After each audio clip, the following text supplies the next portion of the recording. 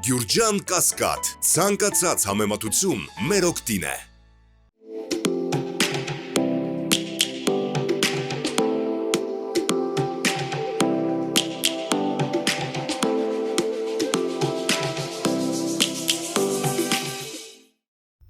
Բարև ձեզ, Փաստինֆոյի եթերում հարցազրույցն է, տաղավարում ես այսօր զրուցելու եմ Genesis Armenia ուղեղային կենտրոնի հիմնադիր Աբրահամ Գասպարյանի հետ։ Պարոն Գասպարյան, բարև ձեզ։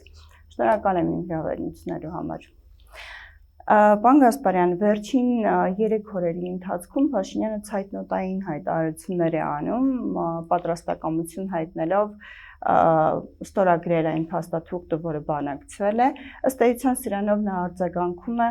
Ադրբեջանի այն հայտարարություններին, թե իբրև թե Հայաստանը գնդակոծում է իրենց դիրքերը, ըստ էության ադրբեջանական այս քարոզչական ֆոնին արձագանքում է նաև Հայաստանի պաշտպանության նախարարությունը, տպավորությունը, որ հասարակությանը պատրաստում են, ինչ որ քարոզչական ֆոն է ստեղծվում, ինչի համար է սարքում։ 3 մակարդակով փորձեմ դիտարկել խնդիրը։ Նախ քաղաքական առումով երկու կողմերի միջև նույնիսկ եթե կա ընդհանուր գիտակցում կամ փոխըմբռնում, որ վաղ թե ուշ այս process պետք է առաջ տանել, այսպես կոչված խաղաղաշինության process-ը, Ադրբեջանի մոտ կան խոր կասկածներ, որ երկու հարցում, նախ Հայաստանի ղեկավարի այս ոչ adekvat պահվածքը առհասարակ հուշում է, որ պերմանենտ խաղաղության գործընթաց չի լինելու, սա ադրբեջանական կողմից են մտածում, այնպես չէ, մենք մի պահ փորձենք նաև իրենց դիրքերից, որովհետև ընդհանրապես քաղաքականության մեջ միջազգային հարաբերությունները պետք է քեզ պատկերացնես այնպես, որ դիմացին ինչպես կմտածի կամ դիմացինի հակաքայլերը, որոնք պետք է լինեն։ Ըստ էության իրենք հենց այդպես էլ վարվել են։ Հենց այդպես էլ 30 տարի շարունակ։ Իհարկե, որովհետև իրենց համար չկա մեծ հաշվով Հայաստանի հետ մշտական երկարատև կայուն խաղաղության, անվտանգ խաղաղության, որևէ նախադրյալ այդ պետությունում ծրագիր անգամ չկա կամ քաղաքական համակարգում, քաղաքական էլիտաների, որ մեծ հաշվով էլիտայի շրջապատը այդպես տեղ չի ունեցել Ադրբեջանում, իշխանության փոխանցում է այդ ժառանգականության սկզբունքով, բայց նախագահական պալատի ավանդույթների ինստիտուցիոնալ հիշողությունը ի վերջո հուշում է Ադրբեջանի ուսումնասիրելով, որ այդ պետությունը չի ցանկանում գնալ խաղաղության, որովհետև ինքը դեռ ունի ազգ դառնալու խնդիր։ Ազգ դառնալու ճանապարհին պետք է մոտիվացիա, պետք է պատճառ, կազուս, առիթ է պետք, դա հակահայկականություն է, իհարկե, դա թշնամու կերպարն է, թշնամու կերպարի ուռճացումը եւ որի ականատես մենք եղել ենք հակահայկական հռետորաբանությունից սկսած մինչեւ 3 պարտադրված պատերազմներ հայ ժողովրդի, Արցախի եւ Հայաստանի Հանրապետության նկատմամբ։ Սա ադրբեջանական տեսանկյունից քաղաքական առումով եմ ասում։ Երկրորդ ամենակարևոր շերտը, որին անպայման կուզում անդրադառնալ, քարոզչական շերտն է։ Լսեք ինչ է անում Ալիևը։ Ասում է, որ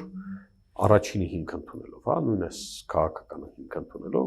ասում է պետք է մոլորեցնել միջազգային հանրության, որովհետև Հայաստանի իշխանությունը ամեն ինչ արեց,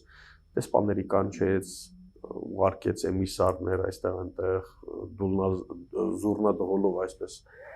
թմկահարեցին, որ խաղաղության process-ը մենք պատրաստ ենք միակողմանի նույնիսկ ստորագրման, ինչը նախադեպը չկա միջազգային հարաբերություններում առհասարակ, նման բան չի կարող լինել,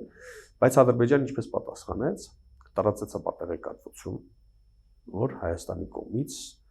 հրադադար ռեժիմի խախտում է արձանագրում կամ կրակում է սահմանին։ Դրան հաջորդեց այդ ձեր նշած անձնավորությանը մարտամեկի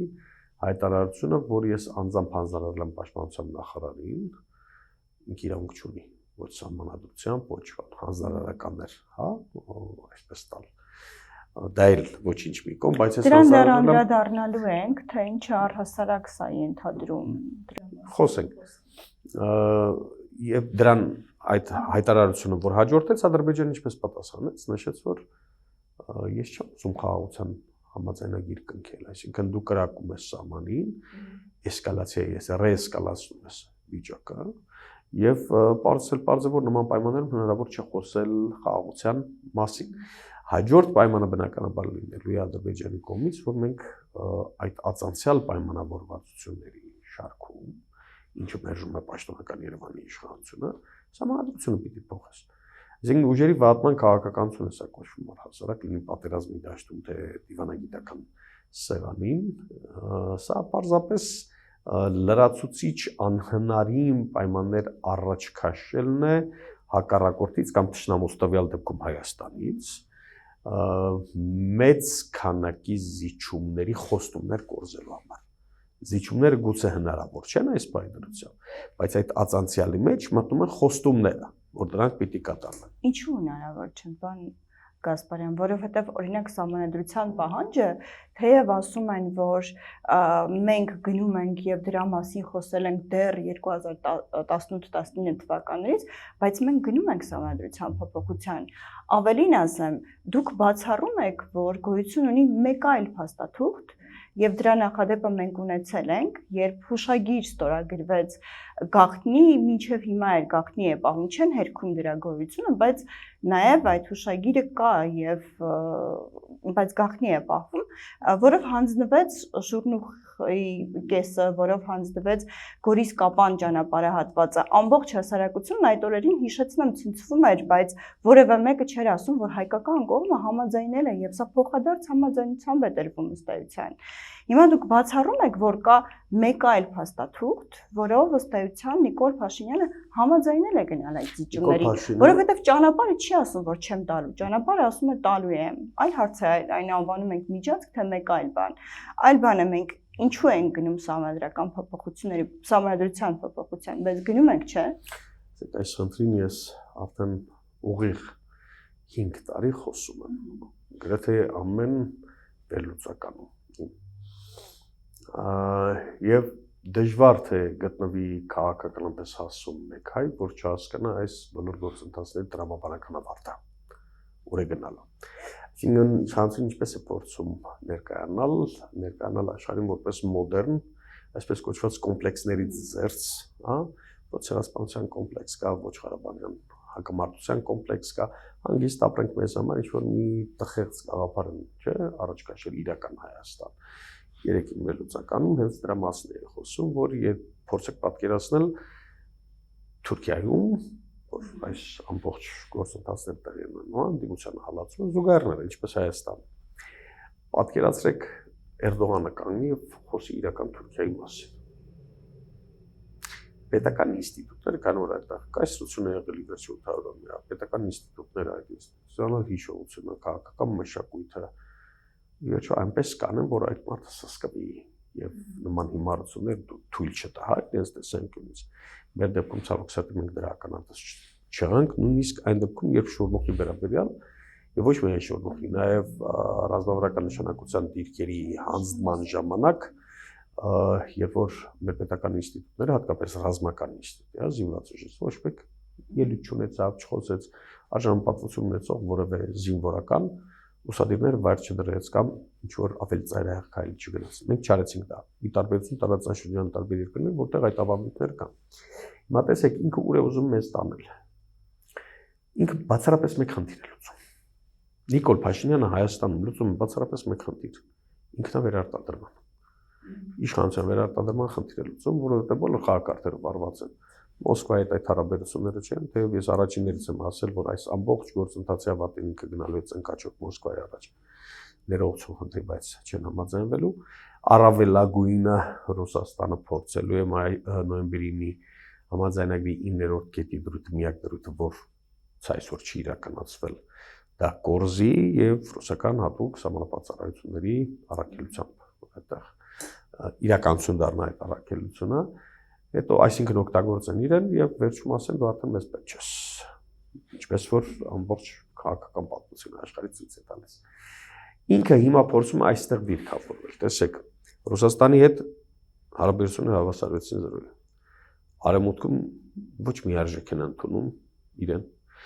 ոչ մի արժեք ընդունում էին իրեն, այնպես չէ որ ուղղակի արևմուտքն իր խնդիրներ փորձում լուծել Ադրբեջանի միջոցով Տրանսիկ գազ պիտի անցկացնեին, դրա համար Ադրբեջանը պետք է բավարարեին, Շարլ Միշելը դուրս եկավ մի քանի դատարկ խոսքեր Հայաստանյան այսպես կոչված ժողովրդավարության եւ սին պատրանքների մասին, որ Հայաստանը ինչ-որ գործընթացներ են գնում, Շարլ Միշելը գնաց, Շարլ Միշելն հարցնող չկա, այսինքն եւ հանձնաժողովը որևէ դերակատարություն չունի։ Ռուս-ամերիկյան պրոքսի պատերազմը Ուկրաինայում հանգեցրեց նրան, որ Եվրոպան ձայնազորք է։ Եվրոպան ինքը խնդիրների մեջ է թաղված, ու մնաց Եվրոպան մեկի խնդիրը լուծի։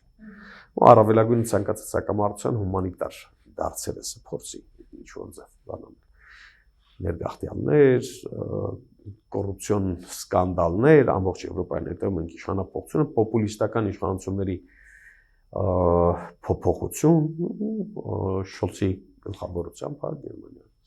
Հերթ Ֆրանսիային է դրա համար առաջինը Մակրոնը վազեց սպիտակում, որպես կարողանա երաշխիքներ ստանալ այդ իմաստով։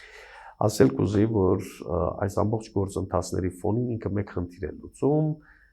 ունենալ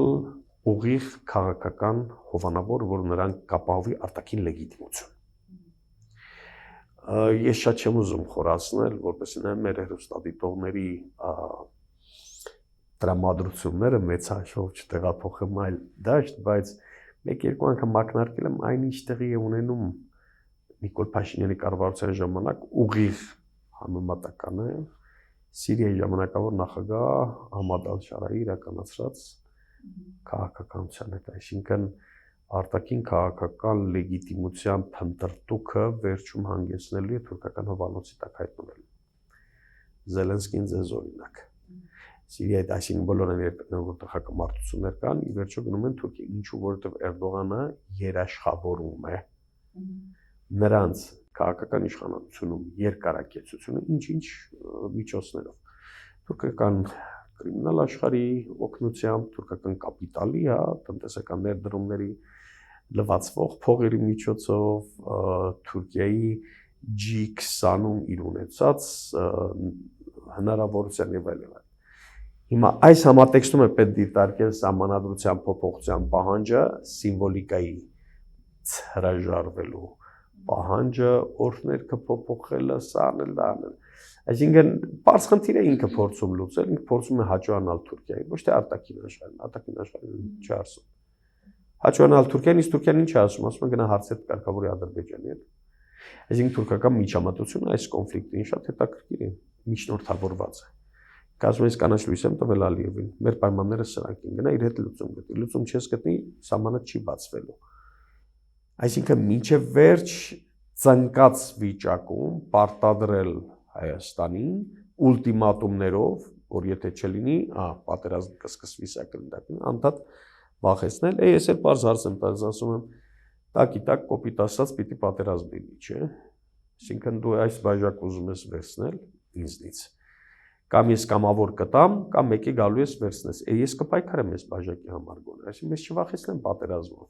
Ոչ թե որովհետև մենք պատերազմ ենք ցանկանում, մենք հոգնել ենք պատերազմներից։ Մեզնից ավելի շատ խաղաղություն տենչող չլինի էլի այս տարածաշրջանում, բայց եթե քո արժանապատվության, քո տարածքների, քո ինքնիշխան, քո ընդհանրապես լինելիության հաշվին պիտի լինի դա, պարզ չէ որ պիտի պայքարես։ Ու այստեղ է որ այդ նարատիվները, որ իրենք դնում են, տեսեք ինչ ներողություն ոչ եթերային բառից համար սրիկայաբար մանիպուլացնում ժողովրդին, որ ով չի ուզում այս պայմանագիրը, ուրեմն պատերազմ է ուզում, այսինքն դիլեման դրել են սև սպիտակի միջև, չէ, բայց 40-ից ավելի երանգ կա այդտեղ, անվտանգության ապահովման խնդիր կա, բազմաշերտ պիտի լինի, եռաշերտ, միջազգային մասնակցություն պիտի, ու այս ամբողջը գիտեք որտեղ է ականը, թակարդը որտեղ է սրանց լարած, որ իրենք անընդհատ շեշտում են եւ տողատակերով եւ բացահայտ, որ մենք Ադրբեջանի հետ գնում ենք բանակցության առանց միջնորդների։ Գարանտ չկա ըստ էության, ինչպես իմ հյուրերից մեկն ասում էր, գարանտ չկա, այդ պայմանագրի ինչպես է կարողանալ իրագործել։ Այսինքն ես հիմա մի քանի օրինակ բերեմ, տեսեք, հիշեք հայ-թուրքական պրոտոկոլները։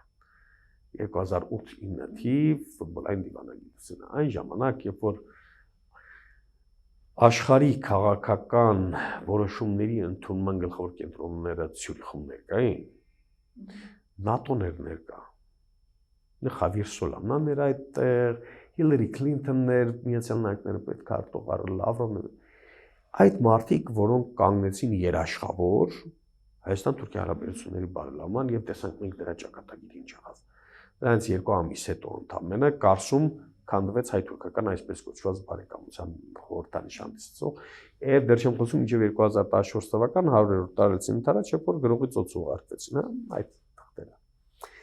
Եթե աշխարհը նման պրոտոկոլ չկարողացավ երաշխավորել, որն է գարանտիան կամ որն է երաշխիքը, որ երկկողմ չմիջնորդավորված պայմանագիրը կարող է իրականություն դառնալ, այն էլ Ադրբեջանը պիտի պահի իր ասած պայմանները։ Դու որևէ դաշնակից չունես։ Ադրբեջանը գոնե ունի։ Այդտեղ Հայաստան-Ադրբեջան այդ խաղաղության համաձայնագիրը ստորագրումը, այսպես ասած, կիսով չափ նշանակում է Հայաստան-Թուրքիա հարաբերությունների կարգավորման նողված ինչ-որ փաստաթուղթ,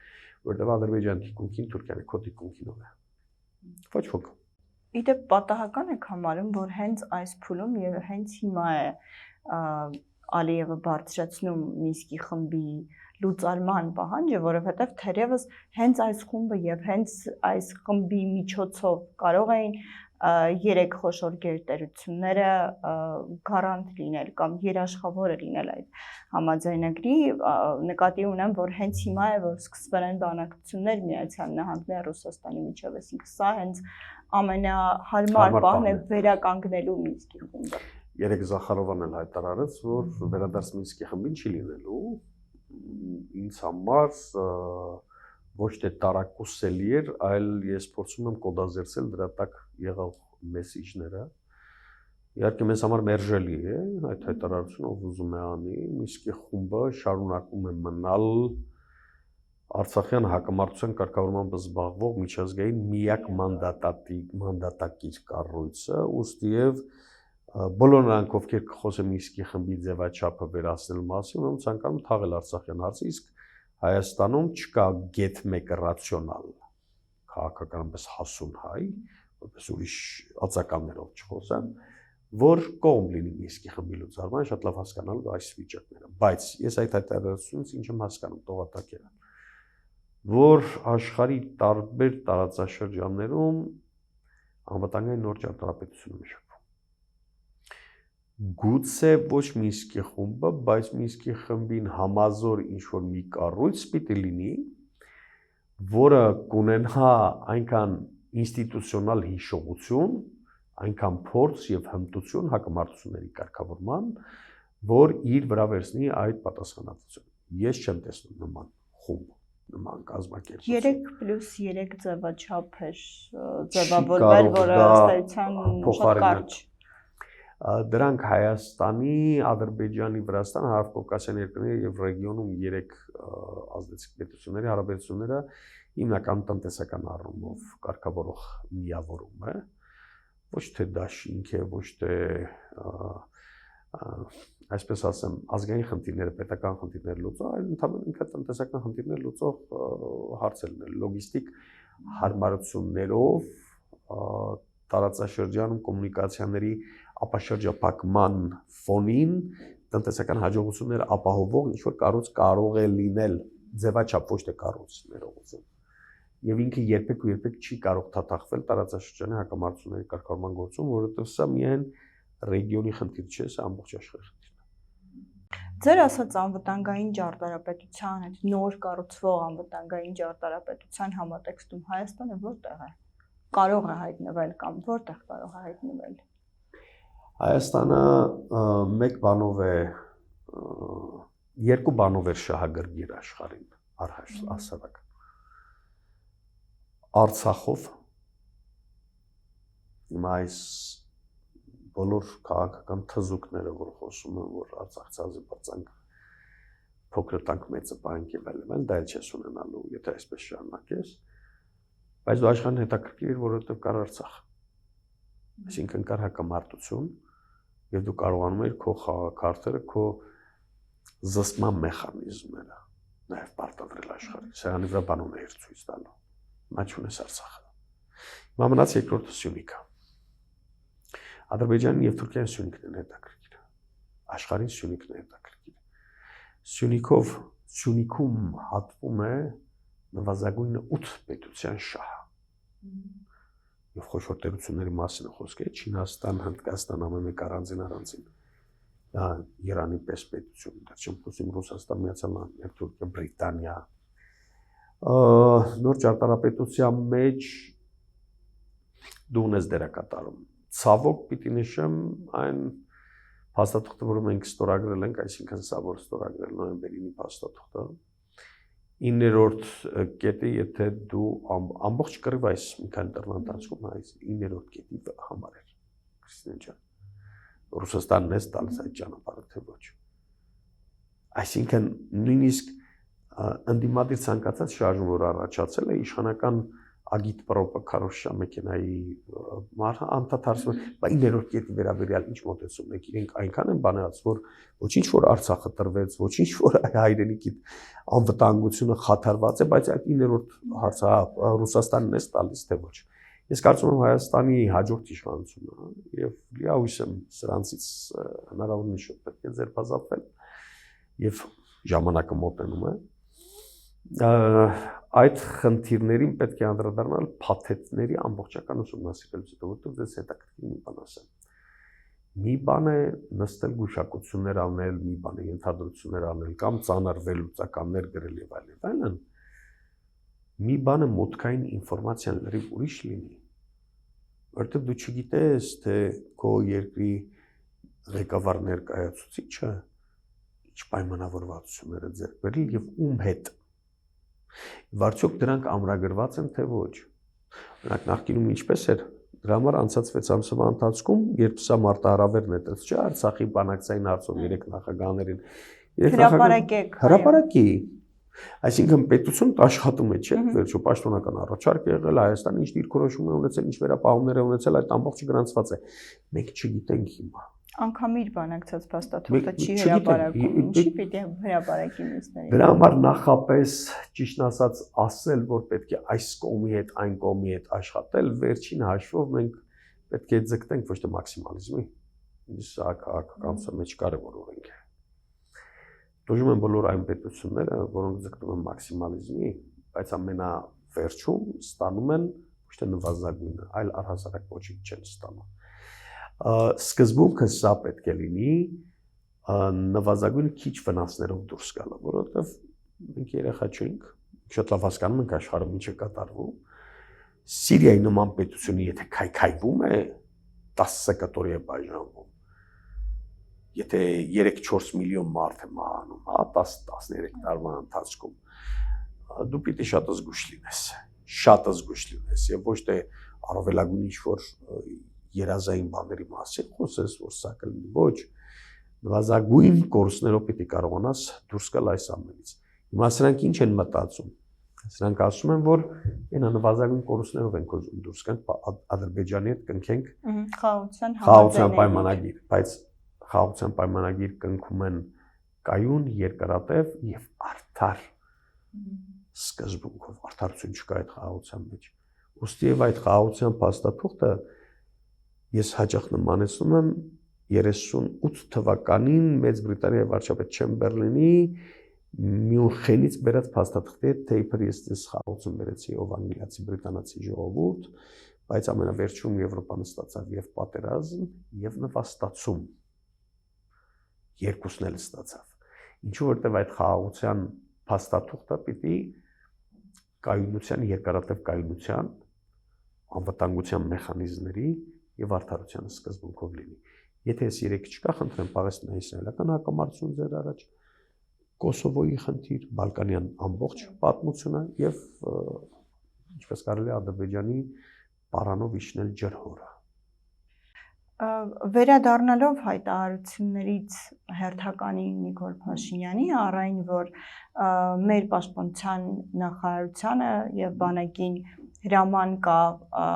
պահպանելու հրադադարի ռեժիմը, փորձենք հասկանալ սա ինչ է իրենից ենթադրում, օրինակ անվտանգության խորհրդի քարտուղարը նախորդային լրագրողների հետ ճեպազրույցում պնդում էր, որ եթե հարձակում լինի, բնականաբար պաշտպանելու ենք մեր երկիրը եւ ըստայության սրանով հերքում է այն, որ չկրակելու հրաման կա կամ պատասխան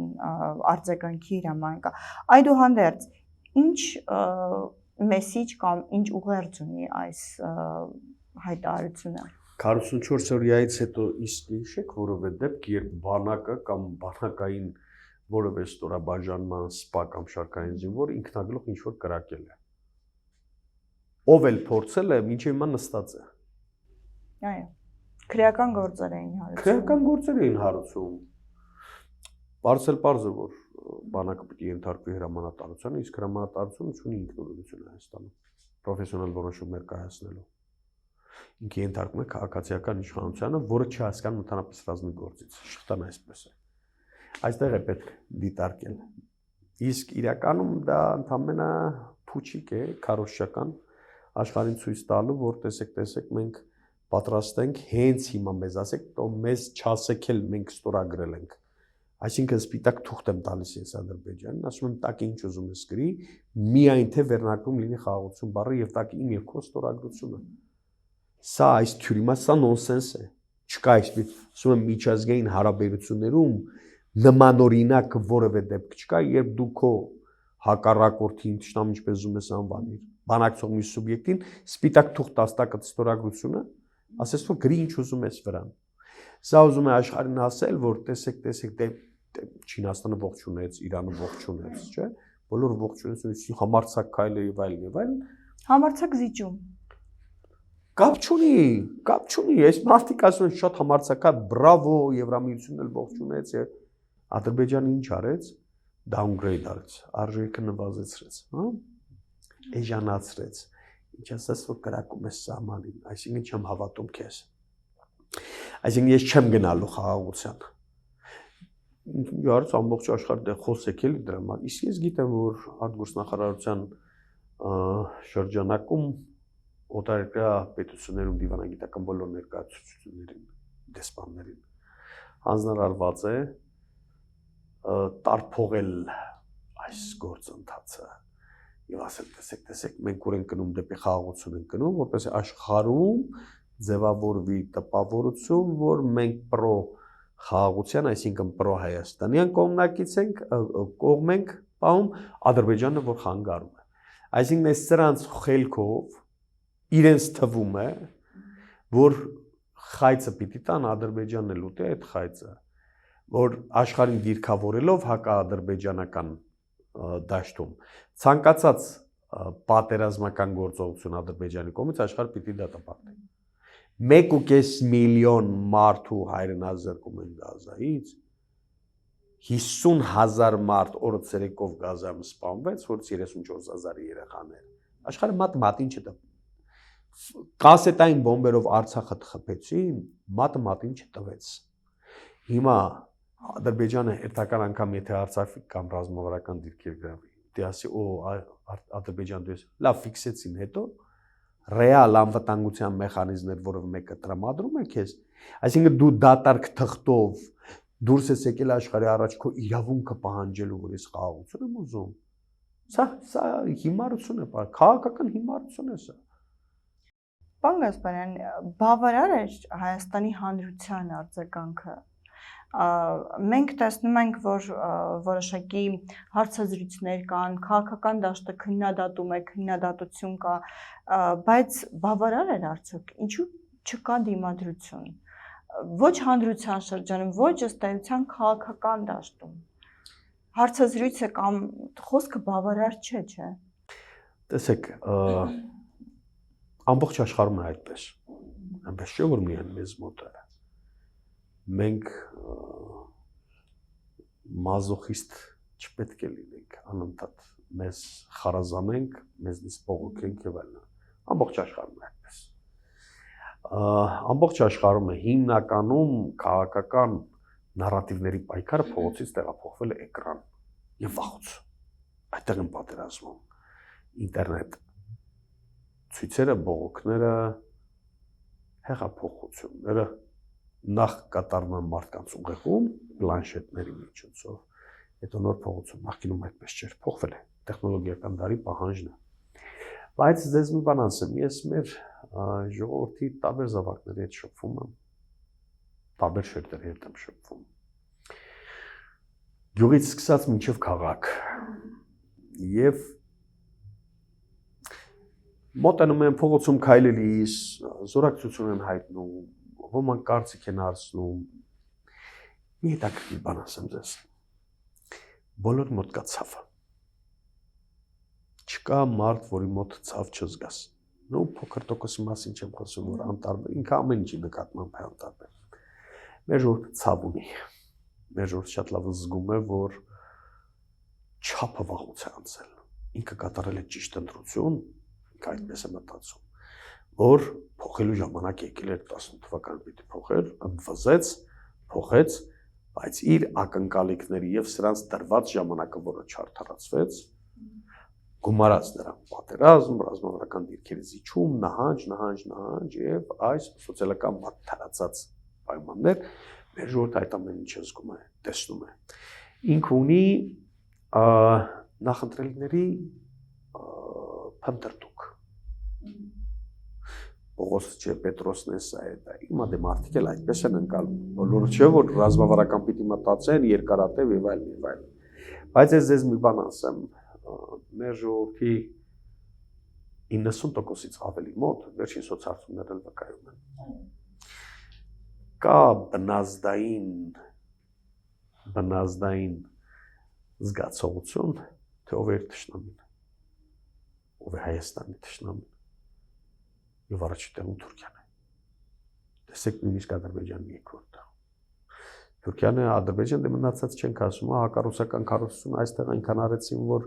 այդ նշաձողը պետք է հասնեին մինիմումի, որ 11%-ն է ընդամենը համարում, որ Ռուսաստանը Հայաստանի բարեկամն է։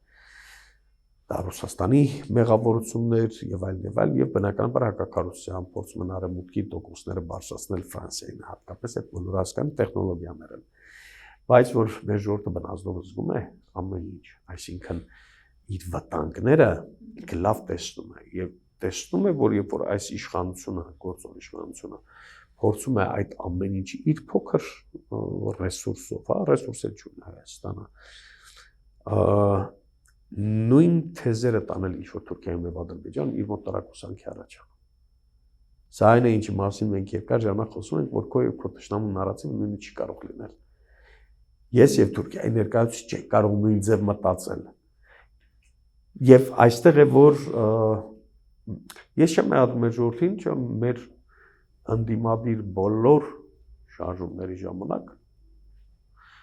բոլոր մեր ժողովուրդը ապացուցել է, որ ինքը վիճակի է փոս դուրս գալ եւ գաղափարի համար կռիվ տալ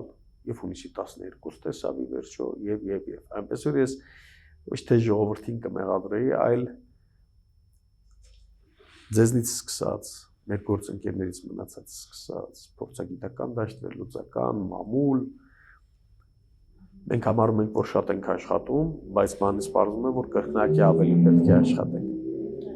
Ոչ թե որ մենք քիչ ենք աշխատում, չէ, եթե արդյունքը չենք տեսնում, նշանակում որ այս դաշտում շատ ավելի շատ պետք է աշխատել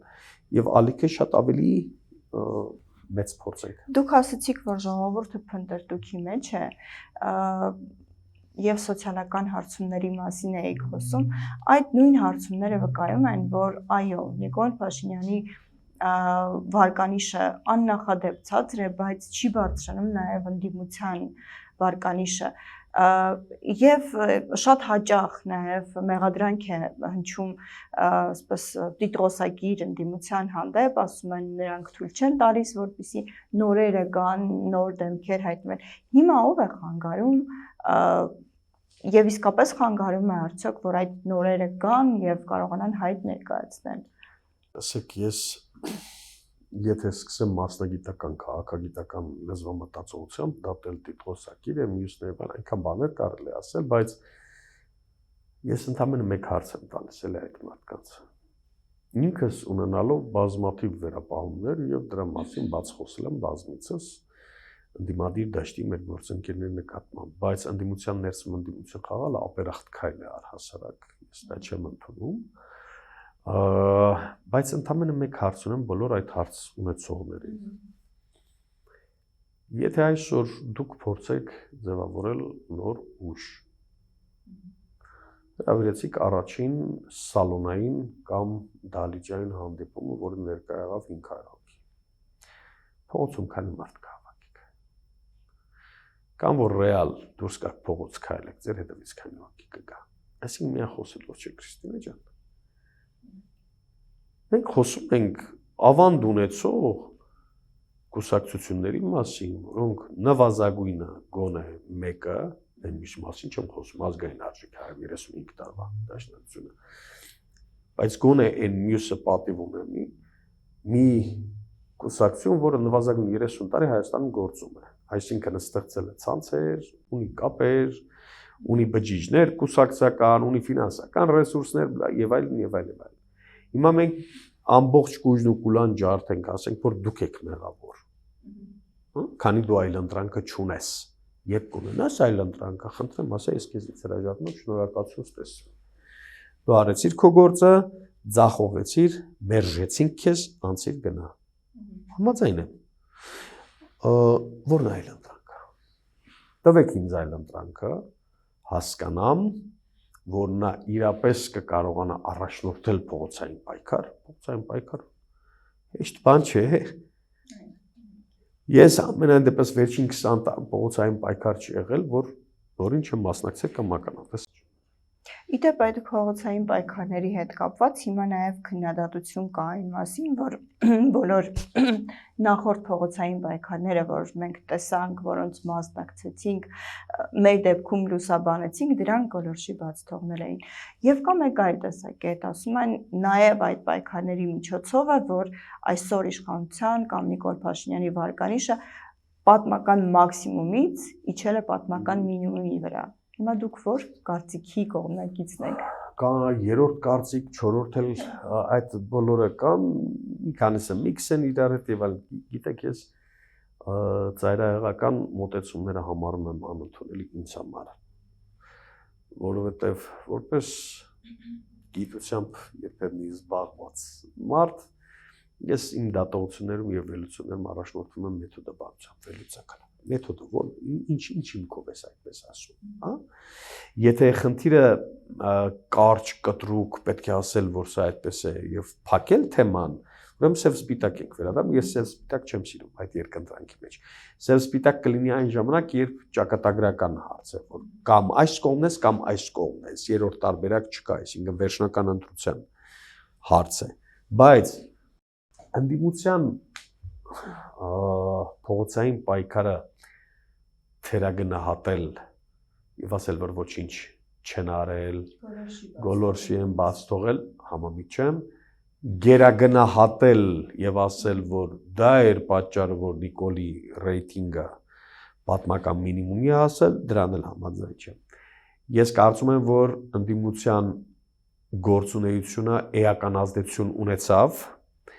բայց եւ Նիկոլ Փաշինյանի կառավարության ոչ պրոֆեսիոնալիզմը եւ երկիր կառավարելու անունակությունը ինքնին տեղով մեկ կարող էր իր ռեյտինգը ցածրացնել, այսինքն կարիք չկար նույնիսկ ընդդիմության մասնակցությանը, միջամտությանը այդ հարցում, որովհետեւ մենք տեսնում ենք սոցիալական քաղաքականություն սկսած մինչեւ տնտեսություն, ռազմարտություն բոլոր ոլորտներում չկա, հա, ձախողել են։ Ուստի եւ տեսեք մնացած մի քանի երկրներում էլ օրինակներ հազարատ կարող են բերել էլի տարբեր երկրներում ինչպես են ընդդիմությանը վերաբերվում ընդդիմության փողոցային պայքարը ժողովուրդը հաճախ էքշն սիրում է եթե փողոցային պայքարը պետք է դրամատիզացվի այդպես է կարգն է փողոցում դուրս չեն գալիս էլ նարեկացի կարդում շատ ներողություն ցույցի ժամանակ ժողովրդին պետք է ոգևորել հատուկ մեթոդաբան պետք է առաջնորդել այլն եւ այլն։ Հովին սխալներ է թույլ տվել, մենք գիտենք, մեր ակնկալիքները գուցե չհամապատասխանեն մարդկանց ունեցած հնարավորություններին կամ եւ այլն։ Բայց մենք բան ակնհայտ է, որ հայրենիքի փրկության շարժումից սկսած մինչև այս վերջին 4-5 տարվա ընթացքում ընդդիմադիր ինչ շարժումներ եղել են, փողոցային պայքար եղել է, ժողովուրդը մենակ չի թողել ընդդիմությանը։ Սրա վրա է պետք կանգ առնել։ Տեսեք, ժողովուրդը անընդհատ մեղադրում, ժողովուրդը միշտ կարող է մեղադրել իր ղեկավարներին կամ առաջնորդին, միշտ։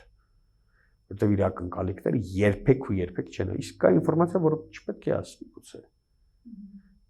Կա հետախուզական ինֆորմացիա, որը եթե դու գնացիր դիցուկ նման ռիսկային քայլի կարող ես վտանգել 1000 հոգու կյանքը։ Կվերցնես դու այդ պատասխանատվությունը քեզ վրա, թե ոչ, սա է խնդիրը։ Մարդկանց մեր հայրենակիցների ակնկալիքները Քրիստինե ջան միշտ բարձր են։ Գուցե ինչ որտեղ օբյեկտիվ են, գուցե ինչ որտեղ ընդունելի է։ Բայց երբ դու պայքարում ես ոչ թե Նիկոլ Փաշինյանի իշխանության դեմ, այլ մի ամբողջ համակարգի դեմ, որ ուզում է քո լինելիությունը կասկածի տակ դնել, այդ պայքարը դժվար է, հեշտ չէ։ Ես երբեք ու երբեք կասկածի տակ չեմ դրել փողոցային պայքարի թեկուզ խմբային առաջնորդների նվիրվածությունը, ազգասիրությունը, հայրենասիրությունը։ Կապ չունի, դու կարող ես չընդունել իր մոտեցումները առհասարակ, իր գաղափարախոսությունը չընդունել, բայց իր նվիրվածության վրա կասկածել, ես չեմ կարծում, որ այդքան էլ ճիշտ լինի։ Այնպես որ խնդրին պետք է նայել հենց այս տեսանկյունից, որ ոչ թե մեր փողոցային պայքարի ղեկավարներն են ձախողել, գուցե ձախողել են, այլ խնդիրը հարցը պետք է այսպես ձևակերպել։ Ապրի մեր ժողովուրդը, որ մենակ չթողեց ընդդիմությանը։ Ի վերջո ձայն է տվել, չէ՞։ Ընդդիմությունը ինչպես է ձևավորվել։ 300,000-ից ավելի ընդդիմադիր հայացք ունեցող մարդ լիազորել է այդ մարդկանց պատգամավորներին, որ գնան ազգային ժողովում իրենց բան ներկայացնեն։ Հիմա այդ մարդիկ ազգային ժողովում են աշխատում եւ փողոցում են աշխատում եւ հուսախաբ չեն անում։ Գուցե վերջնարդյունքին հասնելու համար դեռ ճանապարհ կա անցնելու, բայց որ իրենք միայնակ չեն թողել այդ ժողովրդին եւ չեն փախել։ Քրիստինե ջան, ես լավ հիշողություն ունեմ, ես 2004 թվականը շատ լավ հիշում եմ Բաղրամյան պողոտա ապրիլի 12-ի դեպքերը։ Շատ լավ հիշում եմ։ Այն ժամանակվա ընդդիմության առաջնորդություն կոչեցյալը, որ հիմա լավ էլ, այսպես չասեմ, ինչ են անում, Արամ Սարգսյանից սկսած, մինչև շատ լավ հիշում եմ ինչպես թողեցին ժողովրդին մենակ ու փախուստի դիմեցին։ Այնպես որ երբ խոսք է գնում բանի մասին, պետք է անպայման հաշվի առնել, թե նախկինում ով ինչ է եղել ու հիմա ինչեր է խոսում, ինչեր է արտադրում։ Իդեպ այդ փողոցային պայքարներից վերջինի ընթացքում նաև ձեր նկատմամբ էր բռնություն գործադրվել։ Ես անկեղծ ասած վերջին շրջանում ուղղակի չեմ լսել, թե ինչ եղավ, ի վերջո որևէ մեկը պատժվեց։ Ոչ, սա քաղաքական դատ է։ Եվ մինչև քաղաքական իշխանություն չփոխվի, Հայաստան ոչինչ չի փոխվի։ Հայաստանում չկա դատական անկախ համակարգ։ Կան որոշ դատավորներ, որոնք սեփական կարիերան եւ անձը վտանգի տակ դնելով ընդդիմանում են վերևից եկող այդ վնգստացող դատավորների հայտնի արտահայտության դրամաբանությանը, բայց ընդհանուր առմամբ սահմանադրական դատարանը ուզուրպացված է, դատարանները ուզուրպացված են, քննչական մարմիններում չկա անկախ պրոֆեսիոնալ աշխատանք կատարելու հրաման, այլապես մինչև հիմա ես աշխատում մի տարի կլինի, չէ՞, 9 ամիս է անցել, ոչ մի գործ չի բացահայտվել։ Մեր ջանքերի շնորհիվ էր համառ ջանքերի շնորհիվ, որ մենք դժոխ ճանաչվեցինք, նույնիսկ պատկերացրեք։ Այսինքն այդքան բռնություն 20 հոգով, որ ես կարող այդտեղից ողջ դուրս չգալ։ Եվ իրոք ողջ դուրս չէի գա։ Դեռ հարցական էր երկար բաներից հետո, հա, քննարկումներից հետո որոշեցին դժոխի կարգավիճակ տալ, որովհետև բժշկական բանը այսպես փորձակնությունը ասում էր, որ արա սպանում էիք սրան։ Իրենք տարբերակ չունեին չճանաչել դժոխ, այլապես չէին նշանակի։ Ոչ միայն իմ դեպքում, իմը դեռ փառք ես ողջ մնացի։ Մեր պայքարի ընկերներից մեկը ձեռքը կորցրեց, մյուսը ոտքը կորցրեց, ձեր գործընկերներից, օպերատորներից, ABC մեդիայից սկսած, մինչև News, մինչև այլ այդ օրը հիմա այդ բոլորին հատ 120 հոգու մասին է խոսքը։ 120 հոգու պատկերացրեք տան քաղաքական կշռդատին, ինչ կլինի։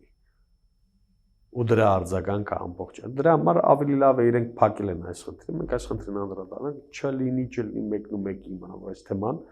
անձամբ ինձ համար փակված է։ Ես եմ հիմա փակել այդ թեման։ Այդ հիմա եմ փակել, որովհետև հիմա ես ուրիշ առաջնահերթություն ունեմ։